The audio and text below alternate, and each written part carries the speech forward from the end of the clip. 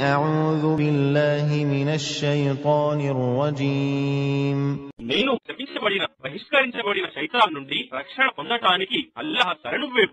فلما قضى موسى الأجل وسار بأهله آنس من جانب الطور نارا قال لأهلهم كثوا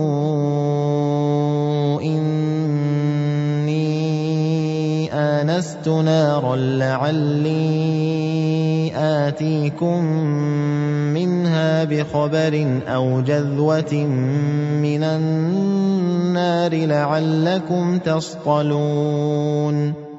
ఆ తరువాత మూసా తన గడువు పూర్తి చేసి తన కుటుంబం వారిని తీసుకుని పోతుండగా తూర్ పర్వతపు దిక్కులో ఒక మంటను చూశాడు. అప్పుడు తన ఇంటి వారితో అన్నాడు, ఆగండి, నేను ఒక మంటను చూశాను. బహుశా నేను అక్కడి నుండి ఏదైనా మంచి వార్తను తీసుకొని రావచ్చు, లేదా ఒక అగ్ని కొరివినైనా.